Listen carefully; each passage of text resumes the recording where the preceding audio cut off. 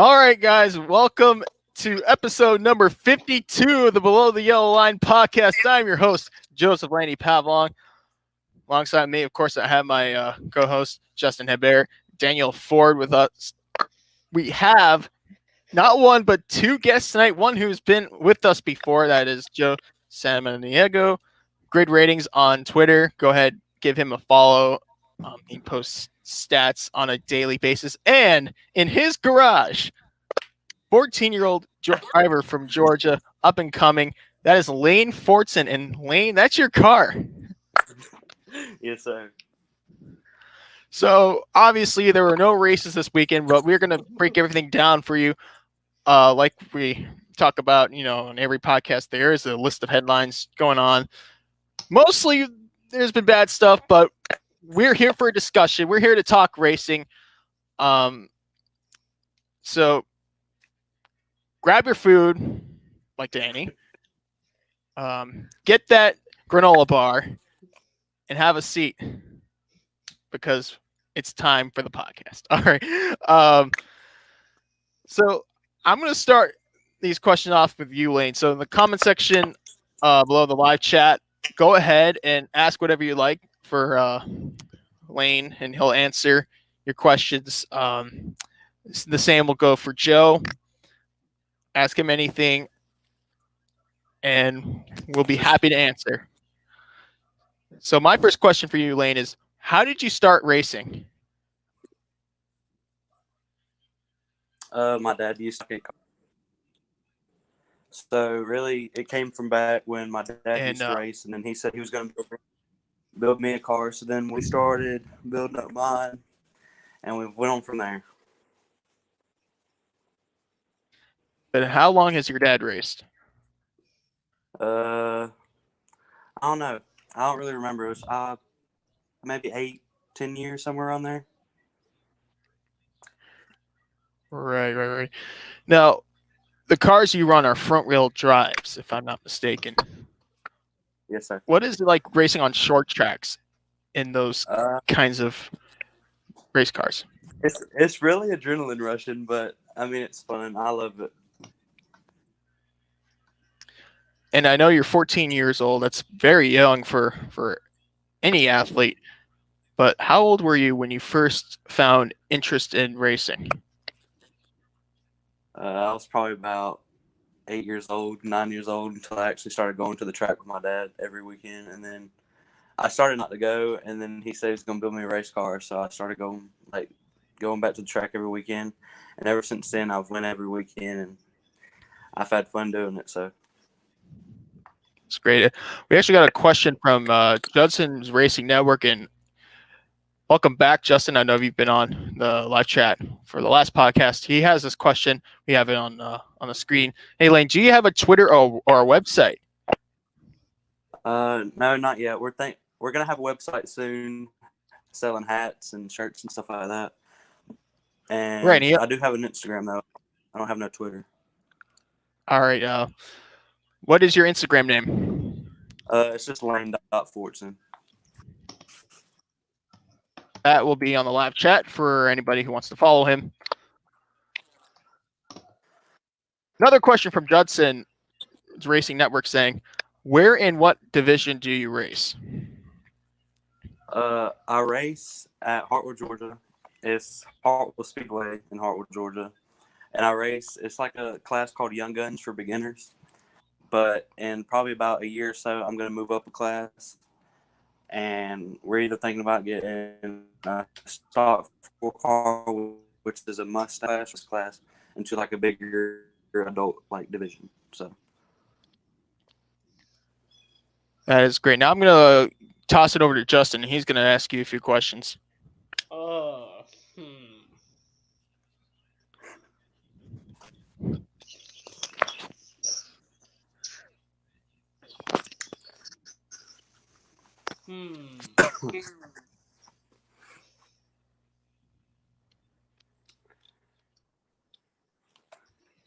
While Justin's thinking about a question, Justin's Racing Network has another one. What is your overall goal in racing, Lane? Overall goal, honestly don't know. I don't know. Probably like winning a something like that. Right, you see yourself at Daytona one day? Is that I mean, is that your dream? maybe. I don't know. I haven't really, but maybe. I don't know. All right, so I'll toss it back to you, Justin. Oh.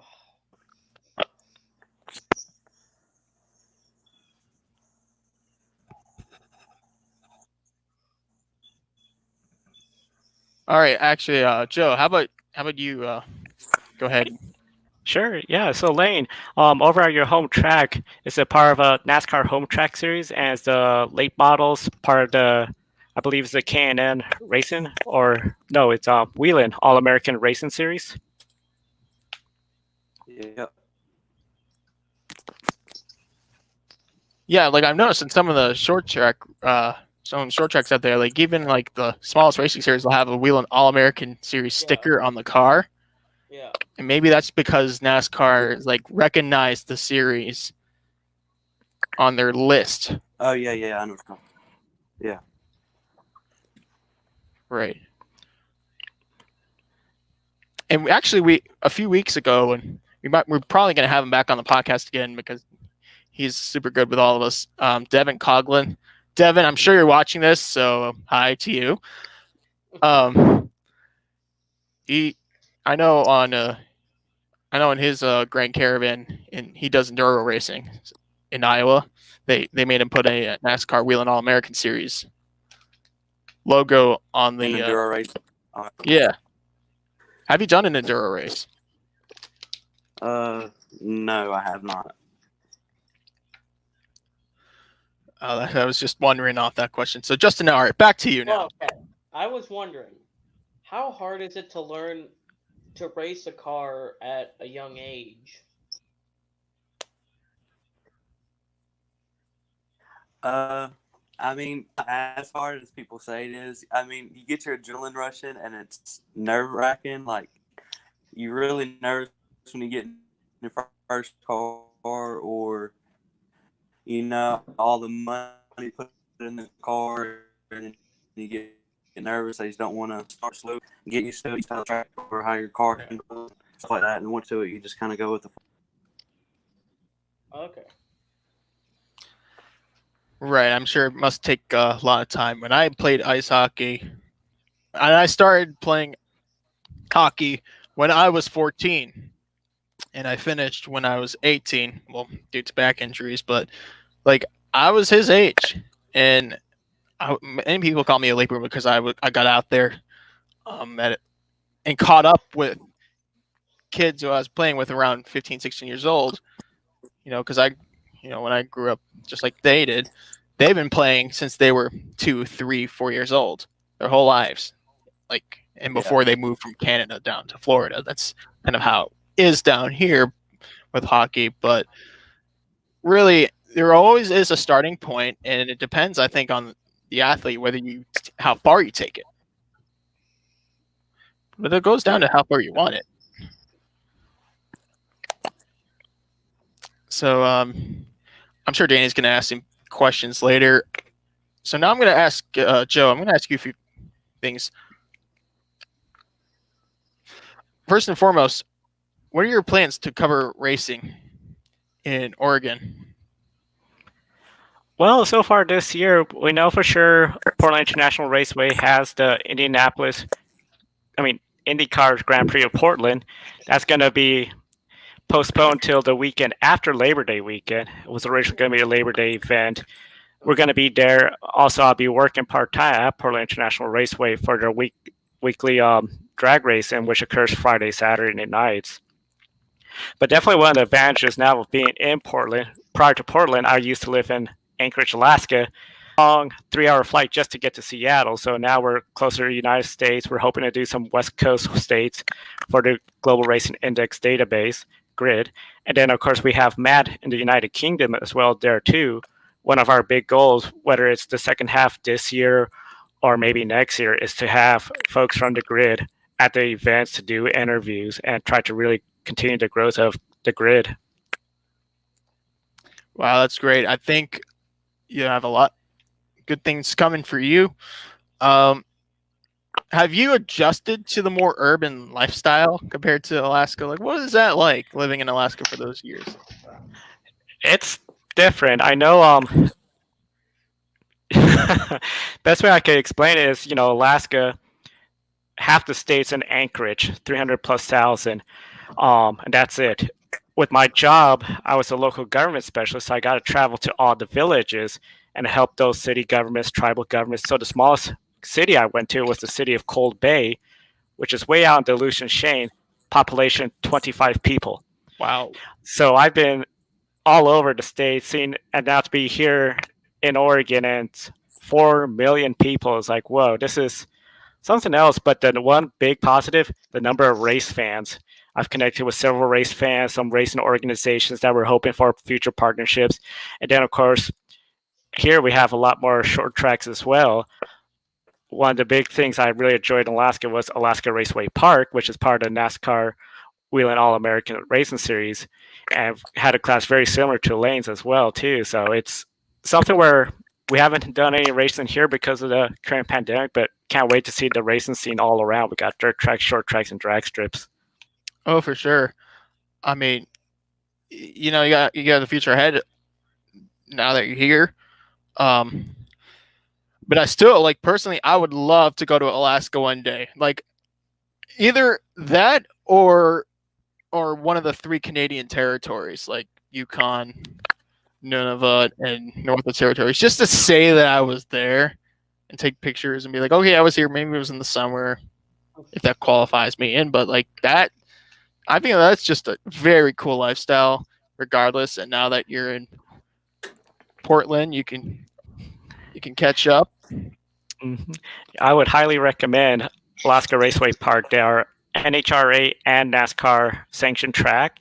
And if I could ask Lane this question, I know one of the things, Alaska Raceway Park, they've been very open. They've got a couple of cars they're open for drivers from the lower 48 to come up. So we've had Ken Schrader come up. I got to interview him, Jordan Anderson from the Truck Series.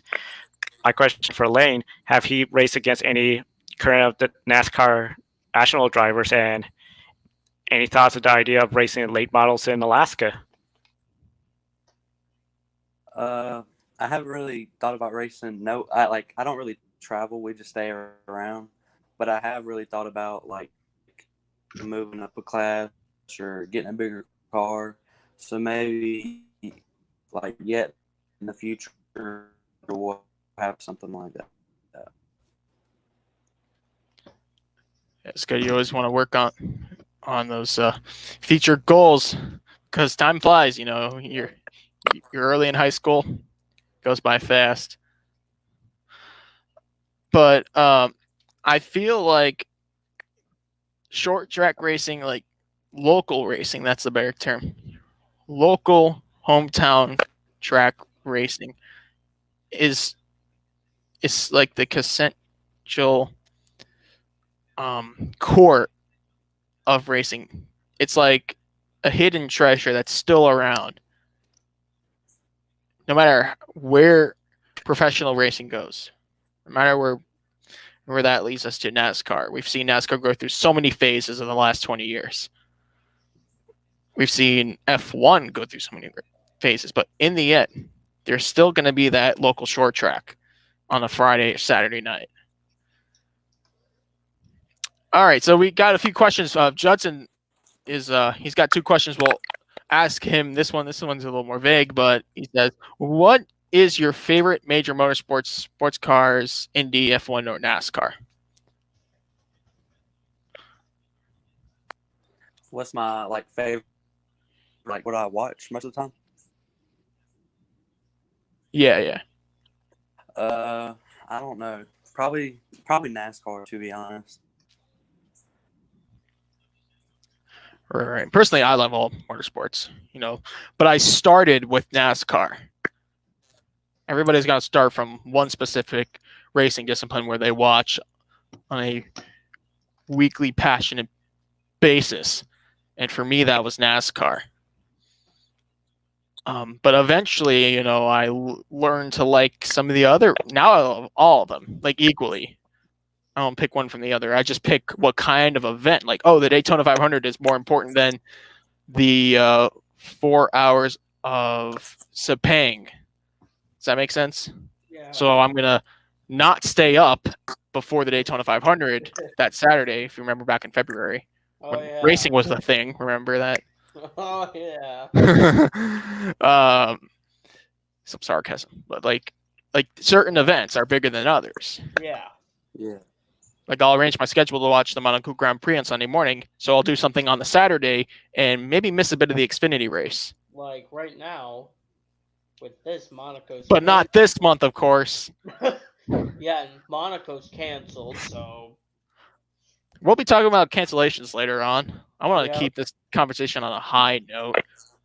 Yeah, because people's like, oh, bad news again. I think we've heard more than enough about the current pandemic. Let's go to this next question here. Another one by Judson, and we're going to have you on the podcast sooner or later. Hey, Lane. At most tracks, the age limit for late models is 14. Sometime soon, do you ever want to race late models? I guess if we ever do get the money up and actually want to start racing like late models, and I kind of get used to it, because these type of cars right here, you see how like they're called front wheel drives. Well, the two front tires is what technically controls the whole car, and like other classes and something like that is like a rear wheel drive car. So I'm gonna have to get used to different handling, different tune-ups, different everything. And so when we have the time up and the money up and stuff like that, then maybe in the future, yeah. All right, that's good. All right, Joe, I'll leave this one to you now. So, Lane, you mentioned the front two tires. They do all the work, essentially. How's tire wear for the cars, and what kind of tires do you run? They're just rare stock tires that we use with different type of treads on them. As you can see right here. Hold on. I'll just say right here. They have different through the dirt easier or can't. So we kind of get help from sponsors and different racing treads for the different types of tracks. So I got this question out. What kind of tracks do you prefer better, dirt or asphalt? I've never raced the asphalt, so preferably dirt. I've always loved dirt tracks. Right. You kind of curious about the asphalt tracks, or?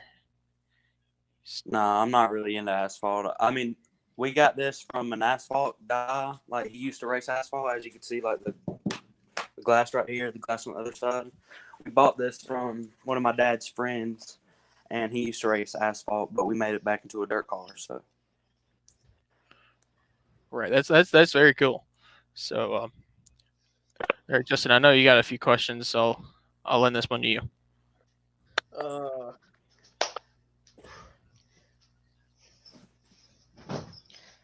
How hard is it to race on dirt?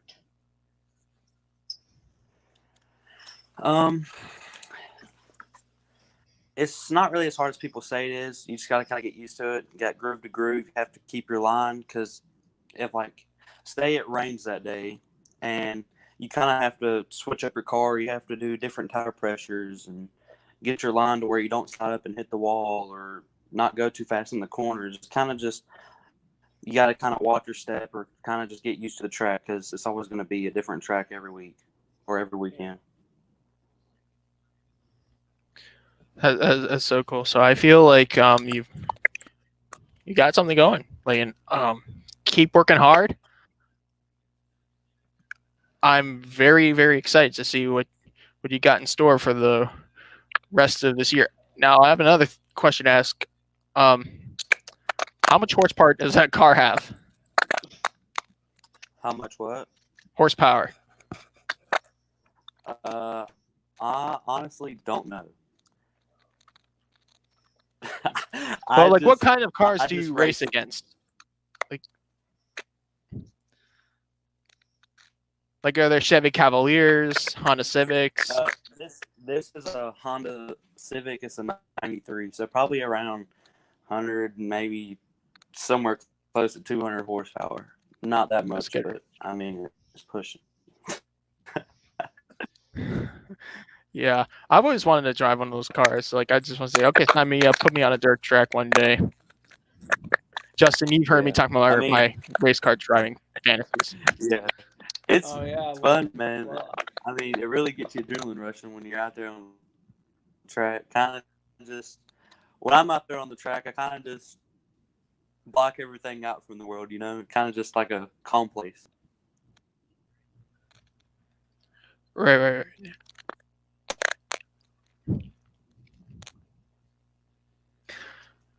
All right, so let's talk about some current events now. I think we had a lot of good questions in. And Danny, whenever you're done eating your dinner, if ever, we'll have him ask you some questions so we can catch up. But let's get started with some of the interesting things that happened within the past week. IMSA has announced not only have they changed their schedules, but they're going to do almost a makeover to their 2020 WeatherTech Sports Car Championship. So, of course, they had their original schedule. I moved around. It's going to look like this. Round 2 is Detroit. Mid-Ohio got moved. Long Beach is canceled. Right now it's off the table, so we go from 12 rounds to 11. Obviously, we had the Daytona 24 Hours. That's behind us. Then we had so now it's going to be the Detroit Grand Prix in Belle Isle, Michigan. It'll be on May 30th. For now, that could change anytime. But as of March 30th, that race is still on the date, exactly 2 months from now. And then round 3 will be race 2 of the Michelin Endurance Cup, the 6 hours of Watkins Glen on June 28th. no.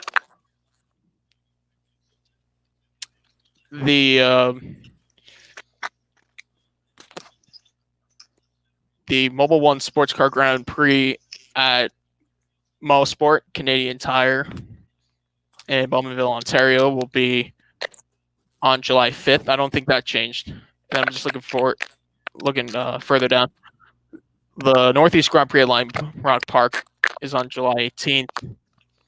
Road America is on August 2nd. VIR is August 23rd. Laguna Seca is September 6th. Mid-Ohio gets moved to September 27th from its May date. Petite Le Mans at Road Atlanta, the 10-hour race, which was supposed to be the finale.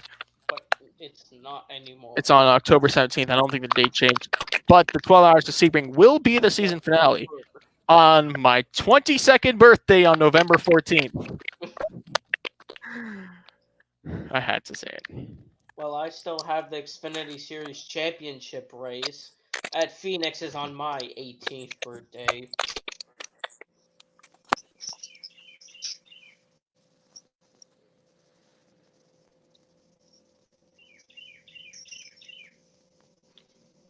I have a January birthday, so there's rarely any car racing. There's rarely any car racing on my end, too, because most seasons, except for NASCAR, are over. Well, originally that was supposed to be the case this year, but then who knows? It might be different due to the pandemic. All right, so Lane, I know you got a roll. Thank you so much for joining the podcast. You're always welcome to come back.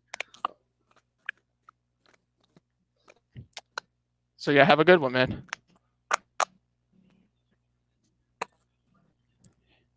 His phone was on 10%.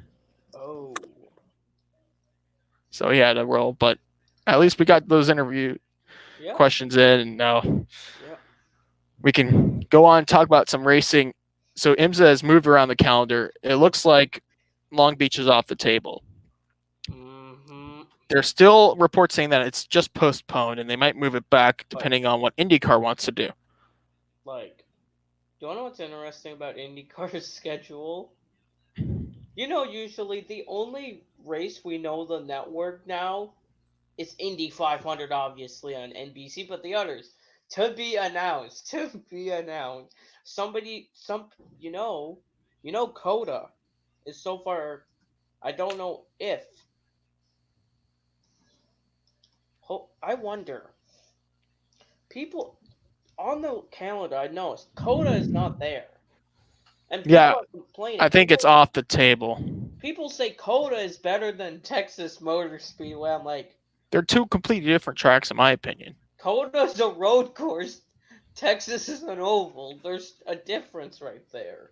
There are only two tracks you should compare Texas to: Atlanta and Charlotte. But that's just me. Because Coda's not an oval. Coda should be compared to a track like the modern Hockenheim. Yes, I still call it modern.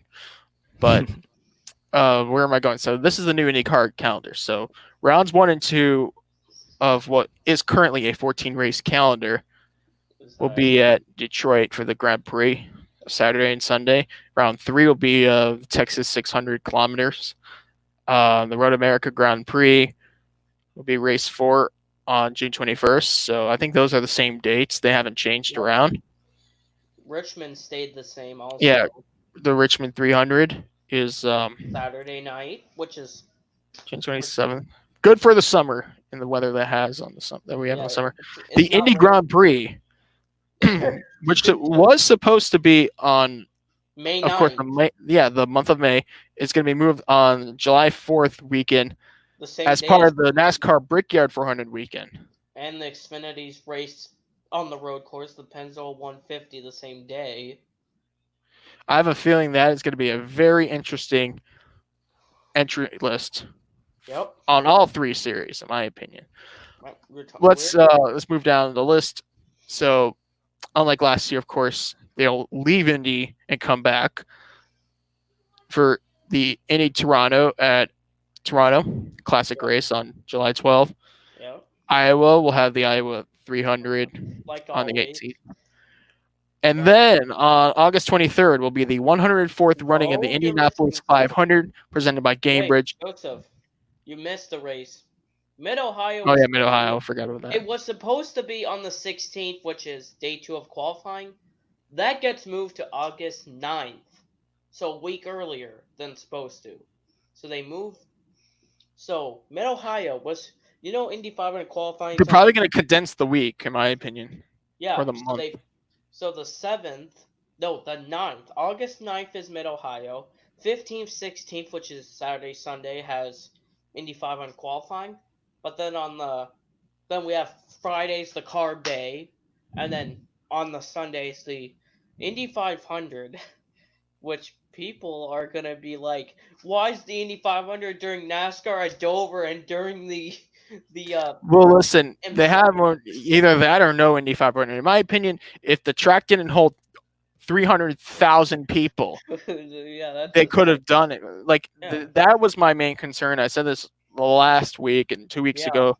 Yeah. There's just too many people. That's why they moved Le Mans, a race that's supposed to be in June. December. That's why they moved Nürburgring. But listen, I'm a fan of the IndyCar calendar. However, I am not. Okay, let me just move down the calendar real quick, and I'll tell you what I'm not a fan of. So August 30th, the Gateway 500K. The Portland Grand Prix, September 13th. That was supposed to be Labor Day weekend, like it was last year. Yep. And then Laguna Seca, which was supposed to be the 20th finale, but round 14, which is also on a TBA date, is the St. Pete Grand Prix. They have to go through City Council to get through this to make it work. Because it's a street circuit. They race on the streets of St. Petersburg, and as far as Joe, go on. I was going to say that's one of the unique parts with street courses. You got to get the city government to okay the dates because that involves the road closures, those manhole covers, there's any. That's one of the things that I'm sort of surprised you may have been leading towards is we don't see Barber Motorsports or Coda with makeup days because those are purpose-built racetracks. We do know it does appear Long Beach has been canceled just because of the timing. They couldn't be able to get one. And California is sort of being really impacted, but we'll see what the City Council of St. Petersburg decide if they could do the last race of the year, assuming there's no more additional changes with Barber Motorsports Park and COTA. Right, but as far as we know today, Barber, which was supposed to be April 5th, Long Beach, a street circuit, which was supposed to be on the 19th of April, and the 26th of April at COTA are off the table, leaving us with a 14-round calendar. Let me talk about, and I think I said this last week, I'll say it again, the one thing I'm not a fan of with the 2020 IndyCar calendar, and I think I'm going to state the obvious. Laguna Seca is slated on September 20th. Almost half their drivers are scheduled on the entry list for the 24 hours of Le Mans.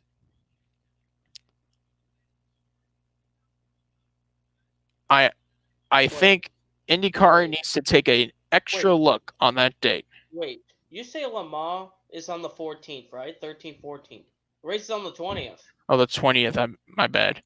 But what I'm trying to say is that they should move the date at least 1 or 2 weeks. It's September, and we're talking about a race in California. Yeah, and but that's supposed to be followed by, supposedly, a race in Florida. Well, what happens if it rains at St. Peter? But it could rain tires. Yeah, but it's a street circuit. It's gonna be. Yeah. What happens if there's a tornado? Wait, a tornado? Does that? You don't get. You no, don't. no, Have you been to St. Petersburg, Florida? Because I have. Oh yeah, I have once, and I've never seen a tornado there. Back when my grandparents lived in Tampa, I would go there all the time. It's a nice place. I like the Clearwater beach. There's good restaurants. There's no tornadoes. I meant like. You want to go to Tornadoville? Go to Kansas, where Dorothy and the whole Wizard of Oz crew will be. Yeah, but at least that would be like. But like, I don't like. They should do something with the calendar. Like, there's. Like, honestly, they have so much time between. Like, I feel like there should be a cutoff date, which is like Thanksgiving. Between September 20th and Thanksgiving, if they could just find a way to move Laguna Seca and St. Petersburg, just so that the drivers who are supposed to go to Le Mans can go there. Because I would hate to see, I mean, I'm sure if they would have an opportunity to do that, they could. Yeah. But I do see Roger Penske possibly looking at it because September 19th and 20th is the 24 hours of Le Mans, same day. And not only IndyCars, but also Supercars series as well has several drivers that want to do that 24-hour Le Mans too. So yeah, it's a very fluid situation. And seeing how Roger really just, okay, we're going to make Indianapolis in August. We're going to put the Grand Prix on the same weekend as NASCAR. Now a doubleheader weekend, which everyone has talked about. I wouldn't be surprised to see Laguna Seca postpone or rearrange, especially here we are in March and the season's not scheduled till late May. Yeah, that's. I think, in my opinion, before I even go there, I would like to state that Supercars had, I think it was Winton last year. They had a race during the Le Mans 24 hours. That same weekend. Why? Well, that was last year. I mean, it wasn't that common. I mean, we see a lot of Supercars drivers racing sports cars on their off time, but I feel like the driver council or whatever their collective decision was, like those people, they decided to say, okay, please make a schedule where we can have that off week to go to France. So they did that, but here we are with the pandemic. I think for a good idea is like they should, like Supercars, I mean, I don't even know what their new schedule looks like because they're still yet to really come out with it unless they have. I don't know. Holy But I'm actually going to take a look. But all we know is that there are removed dates. There's a couple removed days, especially the ones that were coming up. We haven't heard anything about like further rescheduling, but I know some of the drivers that were looking at originally to do the IndyCar, I mean not the IndyCar, the Le Mans 24 Hours include Tim Slade as well as Shane Van Gisbergen, who's with Red Bull. Yeah. Right. Also, Scott McLaughlin has been planning on. We'll talk about McLaughlin and racing in the States later. I think we all love to talk about that. But back to the dates. So, unfortunately, just like IndyCar, their original schedule is in the way of the supposed redo of the 24 Hours of Le Mans, which is September 20th. That's during the Bend 500. So the Bend 500 is an enduro race. It's not going to be a sprint. Of course, we know that Sandown, whether you like it or not, the Sandown race is no longer an enduro. It's a Super 400. Hi, just figured out, Joseph. According to the Supercars website, their supposed first race is on June 5th to 7th, which is the weekend of the Texas 600-kilometer race, which is at Winton. It's supposed to be supposedly the next race. And remember, they moved Winton a week earlier so that they can allow their drivers to go to France. And then June 26th is Townsville. Right. Townsville's is supposed to be in June 26th to 28th. Then the weekend of the British Grand Prix is Darwin, Sydney. Oh my! The Bend is during the Le Mans 24. For no which is not good. Don't know why they're doing that. Well, that was their original schedule. Yeah, that was their original schedule. I mean, it's a little easier with Supercars because all you need to do is just get a weekend, and you have 2 third races. Hey, Newcastle is December 4th to December 6th. They could leave Newcastle and remember, their summers are during the winter months for the Northern Hemisphere. Yep. They could get away with that. Yeah. And having a race later in December. Yeah, they couldn't do that anywhere else. There was another report by Supercars saying that they want to run all the weekends, no matter what the expense of that plane will be. Like a short off season. In my opinion, that's a bad idea. I think everyone needs a sufficient off season. Cut this one short, start off new next year. But everybody has different opinions on it. But let's get into Scott McLaughlin. We know that there was reports saying that he is supposedly going to depart from everyone say hi to Austin. Austin, welcome. That Scott McLaughlin will supposedly plan to leave full-time Supercars racing in 2021 and venture out in the United States. Race in IndyCar. We're going to see him race in the Indy Grand Prix this weekend. Hey, regardless of what's happening with the pandemic, there's still an open space for him to travel to Indy. Joseph, you said this weekend. The Indy Grand Prix. Of this season, regardless of this season. Okay. That weekend, that Indy Grand Prix weekend, which is now part of the Brickyard 400 date, is not going to interfere with any Supercar races for McLaughlin. So he can travel to the States. But you know what? With what's going on, I feel like Scott McLaughlin's going to race not only IndyCar, but NASCAR. He's shown interest in NASCAR. He did that demo at Gold Coast about 2 years ago with Joey Logano's championship-winning Ford Fusion. Yeah. I already have a prediction about Scott McLaughlin and saying that, it's probably going to change because of the Indy NASCAR doubleheader. but his Cup Series debut will be the 2021 Daytona 500 in a fourth Penske car, the 02, same paint scheme as in Supercars, Shell Pennzoil Ford. This should be very, very interesting. That is a prediction I am making in March 30th, 2020. But Joseph, remember, because that car hasn't raced in a long time. That 02's There's never been a 4-car NASCAR Penske team. Yeah. Yeah, There's only been 2 cars. They've been Or 3. Yeah, they've had. They were always reluctant to have 3 cars. I mean, you saw how it worked. Well, Sam Hornish wasn't even ready to race in NASCAR back in 08. I mean, remember the races he did in back in 07? Yeah, that number. He drove the 06 part-time in 07. And then for those 2008, 2009, 2010, drove the 77 Mobil 1 Dodge. Which, that was not good. He was way better, like 1,000 times better in the Nationwide Series when he returned in 2011.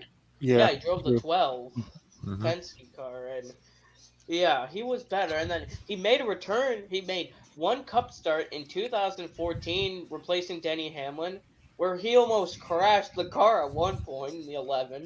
2015, he ran full time, replacing Marcus Ambrose, and that season was big fail.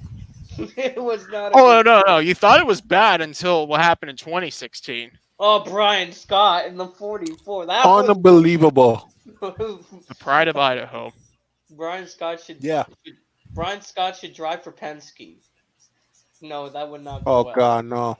No. Wait, I was about to say, did he once run? I think Brian Scott, in my opinion, okay, but that was just RPM taking the easy way out. Even then, Sam Hornish Jr. was not in the best equipment. But Marcus Ambrose did better than the 9. I mean, you could pull out a win that kind of car on a road course. Let's be fair. But I wouldn't be. Mm-hmm. Oh, I was gonna say I wouldn't be surprised if Scott McLaughlin actually does a Cup Series race in either Watkins Glen. I don't know so much about the Roval just because there's championship implications. They don't want him to be in the way interfering, but I definitely think on a road course in 2021, because he does have the potential to do the Indianapolis Grand Prix and the Xfinity race at the same road course at Indianapolis. Right. I feel like all he needs to do is an ARCA race at Daytona to get himself certified or something to race the. Yeah. You know Kyle Petty, when he made his first 500 start, he had to race the ARCA race. And what happened? He won. Yeah, like some drivers, even Danica, Patrick had to run the ARCA race to get proven to race. Remember when everyone thought, "Oh, she's gonna be a great NASCAR driver" after that recovery? She had that save, and I cannot believe that's 10 years ago. I still can't believe that's 10 years ago. I thoroughly remember this in 5th grade, the 2010 Daytona Speed Weeks. Wow. But Man, Danica Patrick was driving the wheels off that car. yeah, And that was pretty impressive. came back to finish 6th or something. She finished 5th or 4th. Yeah, she was up there. But the only good thing about it, she's better than Bobby Northfleet. That's all I could say about it. Yeah, If true. you're- Terrible. Okay, if you know why we're talking about Bobby Northfleet, just go ahead and check out Danny B Talks on YouTube. Subscribe. Daniel Baldwin, you need to get on this podcast one of these days. Yes, please. He left me on Please, red on bro. Messenger, but that was back in December. He's a good guy. I highly suggest you check out his content. But yeah, we got to get at least one of those big NASCAR YouTubers on with us, like Black Hogs Matter, the Iceberg. Yeah. How about Eric Estep, who I had no idea was that tall until I saw his vlog at Bristol. Yeah, he's What about- really He tall. might be taller than me. What You know? about what's his name? David Land. David Land. See, Armani's been hinting at David Land, and we just need him over here to help us with that, Yeah. But at least we had his little sidekick. I don't know what you mean. That was a rude thing. but, Robin Union. Yeah, Robbie Noonan. It smells like food in this house. I don't know where that's coming from. See, I haven't eaten all day. See, if you would have said piss, I would have been leaving. But I was about to say that Huh. It's just interesting seeing all these racing schedules, like F1 Canada race. We almost had a race, an F1 race. Like Canada, race 1 It's in Canada. ridiculous, man. June 12th. This is all going to be in the past. I just don't know. Sooner than later, as long as we do our part. Yeah, true. Like it's so weird seeing the schedules coming out. I'm like, what? Some of the races, like Canada's race 1, which that's for F1. I never seen that before. That's interesting. But like, I wonder what's more interesting. You know, F1, they're gonna be racing the postponed races. Guess what Formula 2 and Formula 3 are doing? They're not racing the races that got postponed. They're not racing them at all for some random reason. But it could change those plans. I mean, remember, companion races have to have the main event confirmed in order for them even to happen. So that's like, this will even go down in the cup, like NASCAR, okay? The Xfinity truck races will apply to that. You know, Atlanta might move to a different date while, let's say, in the summer, well, we're supposed to have an Olympic break, right? Yeah, but that didn't happen. And then Road America, I think, has a date or something around that time. Road America and Iowa. Yeah, let's say Atlanta could go that weekend, but Xfinity will have to sacrifice a race or Truck Series. But I think races that happen, like tracks that only appear once on the schedule, should get a postponed date. Yeah, true. NASCAR did say they might get weekly races on the week. Midweek races have always been a discussion. They've been talking about that. Well, Come on. It's gonna be really tricky for NASCAR to do a midweek race. I mean, one of the things you gotta consider is the support series. Could the support series do a midweek race as well? If, let's just say, it's gonna be Homestead, make that example. Well, okay, you got the challenges of the city of Homestead, you know, making sure, okay, everything's ready for the fans to come in, the support series, a lot of numbers and people. And then, of course, as well, too, one of the big factors I think a lot of folks are not talking too much about is some bit of the RTA. I think you all remember Cole Pern's comments after Phoenix about the RTA. The teams are really going to be looking at saving money, cutting costs as well this year. And Jenna Fryer, I know prior to the podcast, was talking about the 2021 car either being delayed or even implemented sooner because it's going to cost less money. You know, I think about the 2021 car. This reminds me back of 2007, in the 2007 season, when the car of tomorrow had a mixture chosen of the old car and that. Yeah. I get what you're saying. I think it was like tracks less than like 1 point. What, you know, the underage Truck Series driver policy, right? Yeah. I think it's those tracks in the road courses where the COT, except for the fall race at Talladega, they wanted to do a plate race with them for the Daytona 500. That's why they did the fall Talladega race with the COT car. Mm-hmm. Yep. And boy, that was one of the most entertaining in years. But where I'm going with this is that they could try that in 2021. But the reason why NASCAR is hinting at putting off 2021 with their new car is just like F1. They don't have time. They have no choice. Everybody's forced to go home, stay quarantined until further notice. And that further notice date keeps pushing on and on. In fact, that will take me to this next discussion here. Martinsville, which is a race that few of us are supposed to attend, me, Danny. I don't think Danny's going to go, but Armani, we were supposed to go on May 9th, is in jeopardy because the state of Virginia has issued a guideline stating that until June 10th, Oh my god. there will be no mass gatherings. June 10th. Oops. June 10th is a Wednesday. No, not a Friday or Saturday, Sunday. A Wednesday. Listen, Martinsville has 2 dates. Huh. Unfortunately, they might just have to cancel. I Oh. feel like tracks that have 2 dates, in my opinion, even though it's at my expense because I'm supposed to be there, should lose the first date altogether. Make it easier. Ooh. And tracks that only have 1 date, like Atlanta and Homestead, should be able to make it up. Wait. What about some other series like? What about The other series like is the just truck series at Richmond? They only had that 1 date. they They might don't have to lose it, unfortunately. Well, they might. Hey, What about September? Sure, I know the Oh. truck series has a lot of off weeks. wait. Yeah, that's what I just. Yeah, go ahead. One of their off weeks is the week of one Xfinity and the Cup Series race before during the playoffs is then.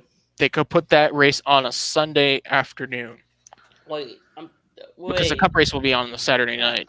Unless they move it on Thursday. I mean, we have to be Wait. uncomfortable with the decisions we make. Wait, I don't know if just you saw on realized NASCAR.com, they got a the statement about the Virginia stay at home. They said they're going to look at their scheduling options in response to the Virginia stay at home order. So it looks like, unfortunately, Martinsville will be affected. I have a feeling it will be getting that formal announcement sooner than later. You know, I know this is off topic, but what would it be like to live in Whittier, Alaska right now? Because I've been there. really, have you been in the building? We can't hear you, Joe. Yes, I went there to Whittier. I think it was 2 years ago to discuss a new borough government in which they were opposed. But yeah, I was in the building. There's the post office, the school, the entire town in one building, and you had to wait for that tunnel to clear to then get out of town. So, wow, it's the Biggage Towers condominium. Baggage Towers. That is all 205 people, 205 residents live under that one building. I really wonder how they're handling this situation right now. Probably the same as normal. Right. But see, it's just the little parts, you know. It's the things you don't see in America. You have to look really deep, and you just find a treasure like that. So yeah, I wonder how you do shopping, but like Online. I've learned Online, that. That's what we do. you're about I think a 3.5 hour maybe, or maybe 2.5 hour to Anchorage, so it's not too bad. The big thing is when the tunnel closes, then you're stuck in Whittier for a while. I see. But I'm looking right now. I mean, that's kind of what we're dealing with right now. Everybody's living in their own version of Whittier, Alaska, just stuck in this building. But Martinsville, I think, is going to be off the table, unfortunately. Night race for the chase. Calling it. I think we're probably going to have one anyways. I just see that date at Martinsville. For Martinsville. I didn't say in general. Oh, 2:00 p.m. Eastern time. Okay, then maybe not. If it started at 3:30, and depending on daylight savings time, it will depend on if the fall race ends at night. And it's interesting that there's a NASCAR Xfinity series, like a series in general. That Cup race in November is called the Xfinity 500. So they're basically promoting get Xfinity Internet. Basically, that's basically what they're trying to do. I don't know why, but like. Well, the NASCAR Busch Series existed all that time. Where am I going? When the Busch Clash was a thing. Well, it is a thing again, but in the 80s and 90s. Yeah. Mm-hmm. But Anheuser-Busch, I guess they probably say, okay, don't we need to change that? Let's make that the Budweiser shootout. And then the Sprint Unlimited. And then the Advanced Auto Parts Clash. And then the Busch Clash again. Busch crashed this year. I cannot. That race was hilarious. Speaking of exhibition races, do you think we'll see the AllStar Race this weekend, or could NASCAR remove that exhibition date as it might be a nuisance on the schedule due to what's going on? I don't know. I don't see honestly, I don't anticipate much racing in the month of May. I know the Indianapolis 500, of course, 300,000 fans wanted to get that moved right away. You don't have Monaco. That only lives the Coca-Cola 600, and depending on how things go, Charlotte, North Carolina, the state of North Carolina, and the United States, that's a maybe. I think 50-50 on the Coca-Cola 600. The AllStar Race, I don't think it's going to happen, my opinion. Yeah. You think the Coke 600 is not going to happen? No, I said the All-Star Race will not. I think but my opinion is if NASCAR is going to try to allow racing after May 3rd, they could use Atlanta or Homestead during the All-Star break weekend, or what is about to possibly most likely be the removed date from Martinsville. They could go back to the East Coast. Plus, it's very easy to access your shops when you're down the East Coast. So there's that. The Atlanta 1000. The Atlanta 1000. No, that would not. 1,000 kilometers in Atlanta. Oh, is it 100? Is it 500 kilometers? I don't even know. It's a 500-mile race. Oh, jeez. If there would be 1,000 miles, that would be long. I'll give you a fun fact. Yeah, you're running out of tires, you idiots. You'll be running out of a lot of tires in Atlanta. But where was I going with this? Oh, speaking of 500-mile races, do you know that NASCAR? There's one of NASCAR's first flagship road course races was a 500-mile race at Riverside. Jeez. It took I think what I saw almost 5 or 6 hours. Yes. Yeah, depending on the amount of cautions, of course. Hot temperatures and Dan Gurney just obliterating the field. He's an absolute legend. Can we agree that? Oh yeah, he's one of the best. Listen, I think I may have said this last year, but when it comes to the best race car drivers, period, and when I say race car driver, I'm not just talking about he's the best in NASCAR, geez, Schumacher F1, Jeff Gordon NASCAR. No. I'm talking about who can drive, who can succeed in all kinds of race cars. Juan Pablo Montoya is right there on my list. Mario Andretti for sure. He's the most recent American to win an F1 championship. He also won the Daytona 500, the Indy 500. He's won all kinds of races. Would I say AJ Foyt? Sure. And Dan Gurney. Dan Gurney could drive. He could drive anything and win. But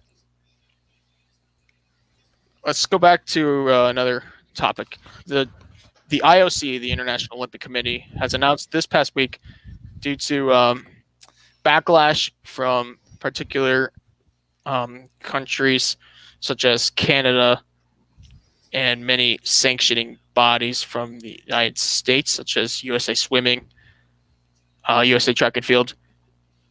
The Tokyo Olympics will be moved to 2021. Was this the right move? Yes. I feel that's all I'm gonna say. Don't ask me for a reason. For me, yes, but there's the thing about it is they have couple months after that would be the 2022 Winter Olympics. Usually, when there's no Olympics, they usually train. How are they going to do the training now? Well, the training is not done by anybody. I mean, most athletes don't do both Olympics. There's a very rare breed that does. No, but they usually Olympic qualifiers. Yeah, yeah. I don't even know if the IOC sanctions that. In my opinion, I feel like training in general is just whatever you do yourself. But I would say is that this is just something we have to accept. We would be cutting it very close for 2020. Think about it. Okay, this is the most international as it gets. You got all kinds of the best athletes from all over the globe. You have no control of what they're doing right now, what they're touching, who they're interacting with that has the virus. There's and they're coming from all over the globe. And to have them move all down to Tokyo, Japan, where they need to take care of their situation, even if it's in late July, it wasn't going to work. It's like the Indy 500. Too many people just can't do it. but I feel like that was the right decision made. But I feel like it's really interesting. Of course, we know in the past Olympic Games have been canceled for the World Wars. Well, I think it makes this a really different situation is now this is sort of the modern era of the Olympics. There's a lot of money involved. This Tokyo, they put in millions of dollars in infrastructure upgrades. We see every host city do that. To just say, oh, we're going to cancel it. Sorry, we're going to be in LA 2024. Folks in Tokyo would not be happy about that. So the Olympic Committee, knowing the amount of money out there, including the athletes that have trained and got prepared for this, that's why I think this is sort of a really unprecedented step to just delay it for a full year. But at the end, it's going to be best for the International Olympic Committee. It's going to be best for the folks in Tokyo that invested all the millions of dollars into infrastructure. And at the same time, it'll be really interesting, too, to see, NASCAR, Formula One, all the series that had a summer break to now use that as makeup dates. Right. Hey, Justin, I ask me that question. yeah, should Fox have the coverage of the postponed races? Like, I'm wondering that because usually Fox does the first 16 races on their network. Like, they do until we hit after Sonoma, starting at Chicagoland, NBC does the coverage. That's a very good question. Like, Fox, they're doing the eNASCAR thing, which is good, but like I feel they should have those races that they were supposed to broadcast, because I don't know what NBC will do if they would broadcast. Well, it's NBC. That is a good question because, listen, I mean, Fox and NBC are doing half, really. Yeah. If you go back to the pre-2001 style of national TV and racing for NASCAR, there are like 4 or 5 different channels. It was the track that it was really the event that determined who was going to broadcast the day. So CBS would always do the Daytona 500. Yes, ESPN, TNN, TBS, and for one time NBC. But for a Homestead just only. For a Homestead for 99 and 2000. But what I'm trying to say is that ABC, ESPN/ABC, and of course you had CBS, TNN, TBS, and then the ESPN networks. ESPN2, yeah. But the Daytona 500 will always be on CBS. What I'm trying to say is that this has happened before, but in 2001, when the makeover changed, when they really started doing portions of the season, so it would be from 2001 to 2006, it was Fox, and then NBC and TNT had a weird alliance. I mean, I still don't understand why they did the alliance, but they shared the same crew most of the time. They would do from the summer Daytona race to the end. But in those same years, the even numbered years would have NBC do the Daytona 500 week. But Fox did the Pepsi 400 on those years. Yeah. Yep. And then NBC. So when Fox did the Daytona 500 that year, NBC would do the Pepsi 400. But what I'm trying to say is in the even years, the opposite. They did those. But in 2007, it was kind of the same thing, but we had a very small portion of TNT doing the summer races. Yeah, from Pocono to New Hampshire. Right, or whatever the last race was before the Brickyard 400. Yeah, it was those so races. It was Pocono to last race before, but their key event, of course, was the Pepsi 400 or the Daytona 400. They had their wide open coverage, if you remember. That was sole TNT, all Turner, not with NBC's help. Yeah, and also, and then of course ESPN networks did from the Brickyard to the end. Yeah, ABC, ESPN. They did that until 2014. I feel like it's gonna go either two ways.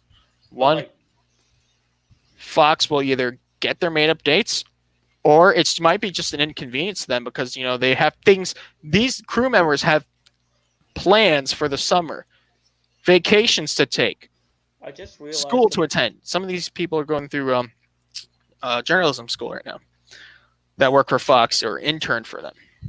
Like, I just realized They have plans already set to go elsewhere during this time. While NBC has everybody ready for the summer. Yeah, the thing I just realized about Fox, I know Fox does the truck races. The full truck season's always Fox.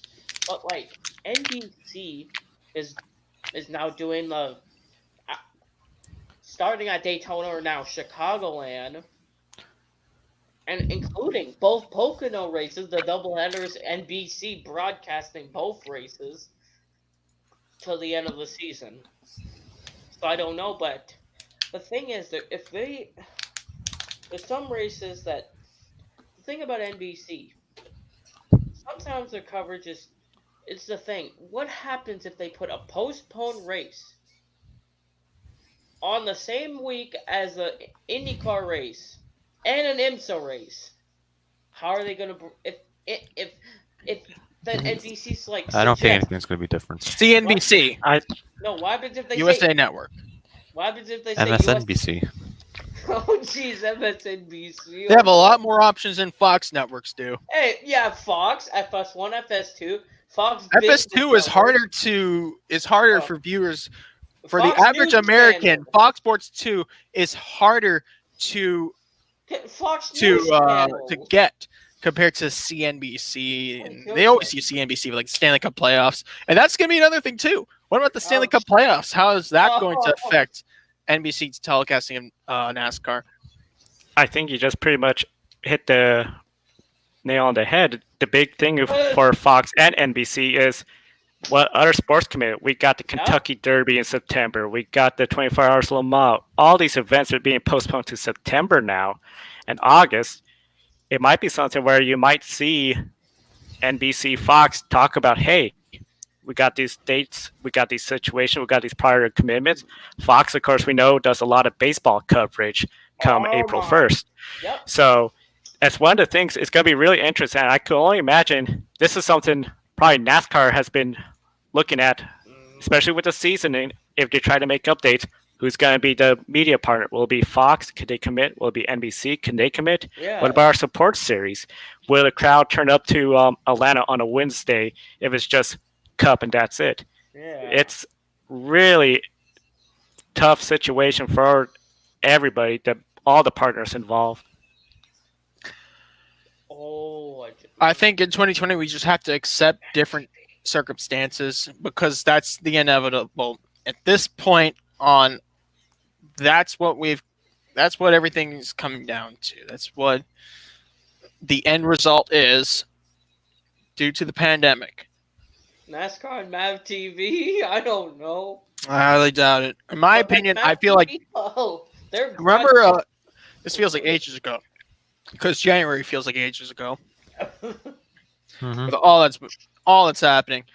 Remember, during the promotion for the Daytona 24 Hours, they said, "Go ahead and sign up for the NBC Trek Pass. Very affordable." Yeah. There goes money wasted. It's not that expensive compared to NBC Sports Gold. That's NBC Sports Gold's way worse. That's another topic. But remember when they aired most of the practices at Indy and most of qualifying? Mm-hmm. But Sky Sports F1 for IndyCar coverage, they showed the whole thing. So people in the UK got lucky. Canada was unlucky. People over here were unlucky. What I'm trying to say is that they could always resort to that. I mean, whether we like it or not. I feel like. But other things. I see a Florida Panthers side, and I feel that feels distant. But I just got something like TV. You know, I'm gonna. Yeah, who cares? Wait, I'm just thinking about it. Wait, what about for the, like, you know, there's NASCAR has worldwide broadcasters for NASCAR. No, what they should do is put me in place of Rick Allen or somebody. Okay, no, Rick Allen, we're gonna get him here on the podcast one day. What about who's gonna be your if you get it, who's you? Gonna be your, okay, me Rest and you guys. We'll just okay. That's what I was thinking. Okay, maybe if the Olympics go on and NASCAR says, okay, we're gonna put some of these dates during that time when all of our people are in Tokyo right now. Who's gonna fill in for Rick Allen? Steve Letarte, Dale Jr. We're here. Yeah, we're right here. Fox, we're here too. If Mike Yeah, doesn't want to you leave two are gonna summer vacation. suck. Or Vince Welch gets sick, or Michael Waltrip. Okay, like, hey, nothing to take. I'm not trying to take anything away from them. They're great commentators, but I would Yeah. love to just go out there and call a race for myself. Yeah. So one of the things that we haven't considered, we're talking about NASCAR, IndyCars, you know, their television deals. Formula One, MotoGP, even Australian Supercars, they have their own streaming services, so they don't have to worry about this.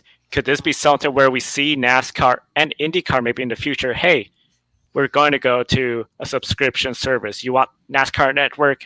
You get all the, just like with Formula One, classic races and all the live events and telemetry. You see all that in the Supercars, future F1, someday? They're doing that right now. Like they're starting to do. We're in new times. Yep. And Like- they don't have the headache of working with the networks for, we want this race on Fox. Well, we got baseball that day. We can put you on Fox Sports 1. Yes.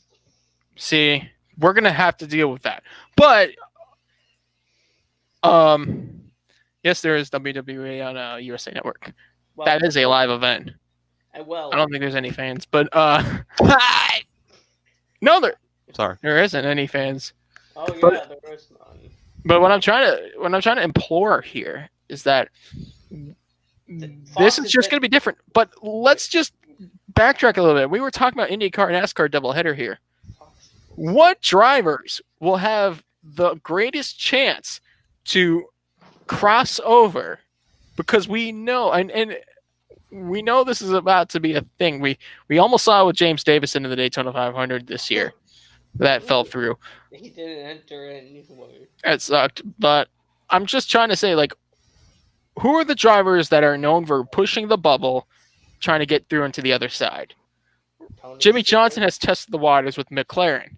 He was Yeah, supposed to that's do a test run at Barber, but that was called off. But he did race that IndyCar iRacing race on Saturday. Yeah, it's different. Mhm. But what about Tony Stewart? He was Tony talking Stewart's slated to run the Xfinity race in his own equipment. Yep. But what happens if he decides to run in the Indy Grand Prix? Because for some random reason. I think, in my opinion, here are drivers that I have, whether it's Xfinity Xfinity IndyCar, and I want to see a truck series race at Indy one day. With that aero package, that might be a tall order, but I still would love to. You're gonna probably see something going like four You mean wide on the probably a 4 wide move for the lead. Maybe I don't know. They do have a good aero package for the big tracks. What I'm trying to say here is that, so here are the drivers I have listed. Okay, it's my mental list. I can read off of it.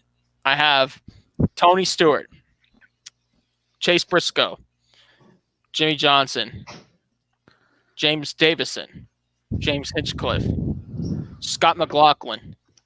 I'm already at 6. Kyle Larson, Kurt Busch, Kyle Busch, and one last driver, Will Power. But there are more. I would say Santino Ferrucci could be at a good shot. Simon Pagenaud. What do you think about that? What drivers will I don't know. test the waters of crossing over? I think that's a pretty good list overall. I know you've got to look at Penske, Chip Ganassi. That'll be much easier for their drivers to switch, whether it's the IndyCar driver to the Xfinity or a Cup driver. Oh, I forgot Austin. The one thing about the Cup drivers switching to Indy, it depends on where they are in the season. Let's just take Kyle Larson, for example. If he already has, let's just say, 2 wins safely in the playoffs, I see Chip Ganassi being more willing to, okay, you could do the IndyCar race on Saturday compared to, okay, Kyle Larson's 16th in the points and winless. We need him to really focus on the Brickyard. Yeah. So that's a really good list. I think a lot of it will come down to finding the rides, especially for the Cup drivers that want to do, or any Xfinity driver that wants to do the IndyCar Series race.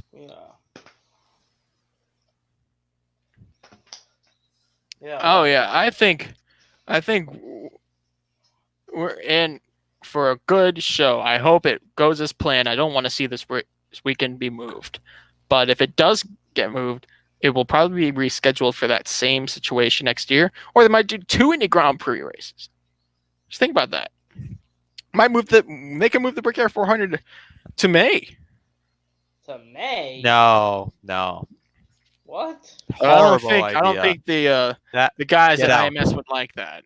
And the IndyCar. No, NASCAR, get out of here. Something like that. I also said before this whole outbreak happened that they should race a doubleheader at Michigan because I want to see the 500-mile Triple Crown come back one of these years. But why can't they just put Atlanta 500 miles for IndyCar? Remember when I said they should have done that at night? That would be good. Let's go back to 2001 for IndyCar at Atlanta. I'll let you finish the picture. The IRL. One of the things that's really interesting with this situation, and 4th of July weekend, NASCAR is going to be at not Daytona but Indianapolis. I remember we had folks like David Land saying Indianapolis Motor Speedway is going to be dead. Everyone leaves that area on 4th of July weekend. Now we have this doubleheader situation. He along with others are all, this is going to be huge. There's going to be crowds. This could be definitely the testing waters for something in the future. Maybe this could be the new 4th of July tradition. Indianapolis Motor Speedway, NASCAR, IndyCar starting in 2021. The big thing I think is going to come down to is let's see how the crowd turns out, which I think will definitely increase because now you have IndyCars, you got NASCARs, you got an international driver, Scott McLaughlin, who's one of the best drivers. He's currently leading the Grid World Motorsports League right now. I mean, he's been on fire the last 3 seasons, and I think he'll draw international interest, not as big as Fernando Alonso would, of course, but this could be the launching pad for something big now for a 4th of July weekend.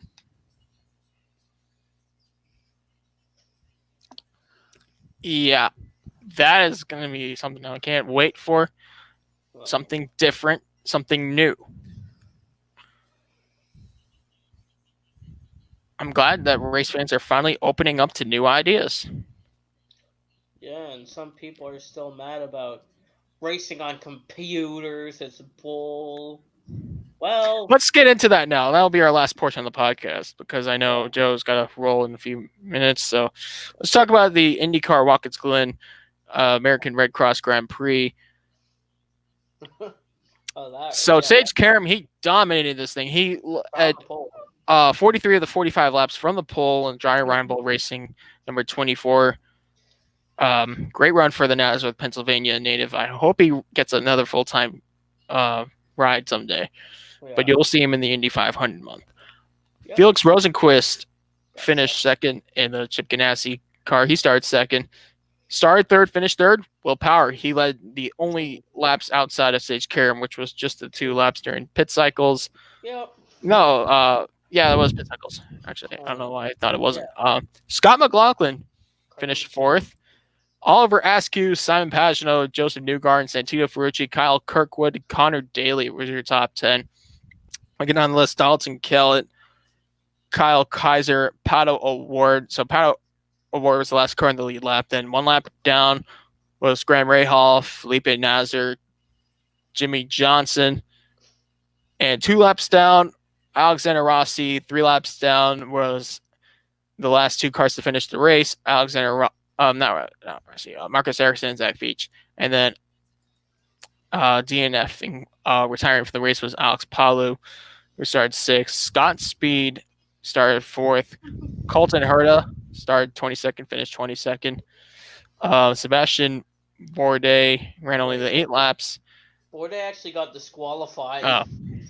Tony Kanaan and he did not start.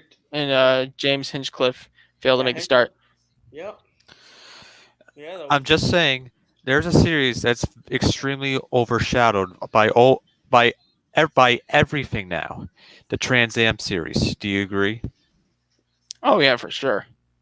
Because I did get a notification that they had their had a esports online race as well. Right. And they're starting to show some throwback races on their YouTube channel as well.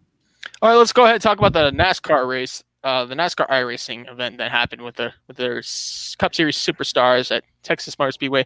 We had Yeah. a great run. Yeah, it with was Timmy- much better racing than Homestead. I don't know why. It just They did crash as much.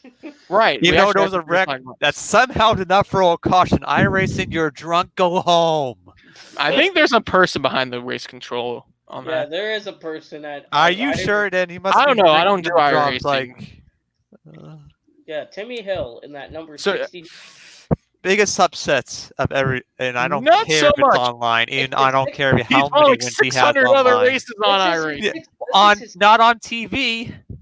But it's his 674th career win on iRacing. Let's go through this quickly though, Yeah. because we don't have too much time. So he led 9 laps, started 10th. Ryan Preece finished second after doing a trek through the grass. I don't know how his tire survived that. Led 8 laps, and then Garrett Smithley, who started 12th, finished third. Lynon Castle finished 4th. Alex Bowman 5th, and then Sorry. William. No. Dale Earnhardt Jr. finished 6th. He started second. He led 14 laps. William Byron finished 7th from the pole. He led the most laps at 80. John Hunter Nemechek led 10 laps. He finished 8th. Kyle Larson, Kurt Busch, the 2 Ganassi teammates, rounded out the They top. actually, I heard, because Fox didn't show it, they flipped across the line. Yes, and they Larson Look up that footage. I'll have to see it later. Let's go down the list real quick. So Clint Boyer, Parker Kligerman, Bobby Labonte that's his home track. Michael McDowell led 4 laps, finished 14th. Matt DiBenedetto, Ty Dillon, Kyle Busch, Chris Buescher, Jimmy Johnson, and Chase Elliott down through 21st. So now we start with the cars that finished the lap down. Ross Chastain, Ricky Stenhouse Jr., and last week's winner, Denny Hamlin, Bubba Wallace. Then 2 laps down, Ryan Blaney, Tyler Reddick, Austin Dillon. 8 laps down was Ty Majeski. He did lead a lap. Oh, I forgot to mention Hamlin led 3 laps. Ruben Garcia Jr. Yep. And then last place on the track was Greg Biffle. 16. Right. And then these drivers failed to finish the race. Daniel Suarez got disqualified for an incident. He tried to wreck Ty Dillon, but ended up wrecking himself. He explained on FS1 that his dog got on the wheel. Yeah, the dog. I'm not buying that. And then Christopher Bell retired after disconnecting, as well as Anthony Alfredo. Yep, they crashed. I remember Alfredo almost got hit multiple times, and the car was destroyed. So there's that. And also, guys, this weekend there's the Barber Esports racing race on IndyCar's YouTube for Barber, another race, and also NASCAR is back at Bristol on Fox and FS1 on Sunday. Plus, they're on some Fox stations. On Saturday, they're showing the 1988 Checker 500 from Phoenix at noon Eastern on Saturday. Right. Remember, Fox actually, let's talk about some retro races. I know Joe's got to leave in a few minutes, but to close this off with you here, what do you think about NASCAR showing, Fox Sports NASCAR showing full length classic races? Not an hour highlight, none of that. No. Full length from start Better. to I think it's really great, especially one of the big things NASCAR, they're trying to keep current fans in, trying to recruit new fans, to show the throwback races, to show what it was all about back in the day. And then it's just, I think everyone here, used the name Earnhardt very well, as in, for what he meant to the sport. But we forget about Alan Kawicki from Phoenix, that Polish victory lap. I think that's a great way for some new fans to watch it, see who this guy was about, the Underbird, and, just the characters we see.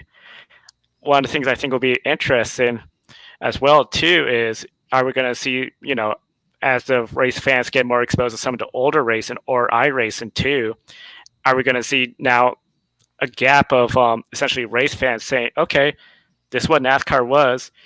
I'm really into it. And now we got iRacing, which is much more accessible. Could we see a wave of not only NASCAR, but IndyCar fans getting into esports as their platform rather than trying to get to the traditional short tracks, which might be less accessible for many fans? That's a great way to approach this. In my opinion, what's got to happen, and I love what I've seen, is that watching a full race, and it can't always be the 1979 Daytona 500. It can't always be the 2001 July race Daytona. It can always be the 1998 Daytona 500. But when you see something like the 2001 Cracker Barrel 500 in Atlanta, watching like things, people always talk about, okay, Kevin Harvick won. He pulled off the greatest upset ever. Dave Blaney. Yeah, Dave Blaney. Many people don't know how they got. Knowing people don't know how did he get to that point. I don't know how. How was the Kevin racing Harvick back had then? speed. That's all I'm gonna say. Yeah, that And- 93. And how Jerry Nadu really got screwed out of a win, or not screwed, but he Ran out of fuel. He fell apart. Yep. Dale Jr. cut down a tire. Like all these little things in the last 5 laps, and they were nearly 3 Yeah. wide. 5 cars under a blanket. Oh yeah. I literally saw highlights of. I just literally watched. I found a YouTube video just watching the highlights because in Canada the only thing Fox Sports Racing shows is truck races and clips of races, which they don't really care about. They only care about the truck series. They're like truck series, nothing else. If there's a retro race, the Truck Series should, or NASCAR should show from the Truck Series. It's a 2004 Easy Care 200 at Atlanta. Oh yeah, Yeah. they should And show that. Bobby Hamilton. Oh, sorry. Did I say the winner? You want a further back Truck Series retro race, Truck Series at Louisville Motor Speedway. That is a tiny Yes. track, and Yeah. it was insane. It was even one of the interesting things. I think some of you are familiar with Monster Truck Racing Bigfoot. They entered a truck in the NASCAR Truck Series race at Louisville Speedway. Wow. Right, I just want to plug in something very quickly. If you don't see me talking a whole lot, I'm currently fixing all my playlists on my YouTube channel, Austin LaPlante, by the way, just simply Austin LaPlante. It's been a real experience for me because a lot of users been uploading races I need to add or fix, including Dave W. has recently made all of his videos public again after the little scare last February 2019 as well. So it's really, I'm really busy right now. I'm so glad I have no work for the next 2 days. You were going to say something, Joe? Joe is going to head off now, so thank you so much. Okay, goodbye. Thank you for having me on board, and y'all have a good show. Thank you. Take care. So yeah, all these races. Not sure what Austin did. Like literally, the past races. They're gonna show the 1988 Checker 500 from Phoenix, which is a good thing that Fox is doing. And do you want to know what else they're showing on FS1? Again, 2003. No. They're showing, from my start, 2003 Carolina Dodge Steelers 400. They're showing that. AKA the first closest finish ever. The Ricky Craven race. Yeah. And versus Kurt. Oh, that race. Yep. Yeah. And Fox and FS1 will air that. Have you invitational ever? event. No, I've never. Yeah, that's when it started. Fox and FS1 will show the invitational race. Check your local listings because a lot of people were complaining to their Fox station. So look at your local listings. That's what I'm. And also, check out that IndyCar e-race on their YouTube channel at 4 p.m. Eastern on Saturday. All right. You guys have some final thoughts? I mean, we're kind of running to the end of this podcast. We had a lot of great content tonight. Yep. We're definitely on the lookout for some more guests. Yeah. We need So we need reasons to have some fun, Mhm. Yeah, because Again, I'm sort of infrequent, work, but if I come in, I come in. Absolutely. Yeah. All right. So thank you so much, everybody, for tuning in. We had a great following. We had like a lot of views. I noticed in the view counter. yeah. That's great. Be sure to keep that up. Hey, Stay Jason, top of your notifications. Make sure you click that bell, hit that like button, subscribe to us on Yeah. social media, follow us on Twitter. We're very active on Twitter. Whoa. I gotta go check something. Whoa. Hey, do you wanna know what's interesting? World Racing Media is at 110 subscribers. And my channel's 8 above that, 118. No, wait. 111. 7 away from tying my channel. I knew that was coming soon. Yep. We hit 100 already. We're almost we at hit 100. 100 subscribers this past week. Yep. So Dun, thank you dun, dun, dun, dun. in that Now- milestone. 111 now, gained 11. I like the momentum, and we did this all in a year. Our And- first podcast was on April 9th, 2019. Yeah. That is Yep. essentially next Thursday. I just realized about that. World Racing Media only took like near a year to get to 100. My YouTube channel took 3 years to get to 100, and it's still going slow. Just keep making your content. I love watching you get mad on Wreckfest. Wreckfest, see, like that's the kind of game that makes me want to just get the PS4 or probably at this point just wait till PS5 comes out. I kind of left the gaming map after like PS3. Wreckfest. Wreckfest is that kind of game that you look for want. Like it looks delicious. Just seeing cars crashing each other while running on a jump Yeah, I've course. seen some videos. It's funny, cool. What if racing's not good at Wreckfest? That's like BeamNG Drive, but for Like- consoles. Like, it's weird. What if racing has other games he wrecks people easily? Wreckfest, he can barely wreck anybody. Because you're always like sliding around, trying not Yeah. to Mm-hmm. slide he's like- into someone else. He says that he's using his inner Mark Martin instead of his inner Austin Cinder. He's like, I'm too like Mark Martin. Yeah. Because I think, judging from the gameplay that's going on from Wreckfest, if you try to wreck someone out, you're going to wreck yourself doing it. Yup. All right, so All right. yeah, I think we've had a good for a night. For my partners, Daniel Ford, Justin Hebert, Austin Plant, and of course guests Joe Sanamiego and Lane. Lane Fortson. Yeah. I'm Joseph Laney Pavlon. See you guys next week. Bye.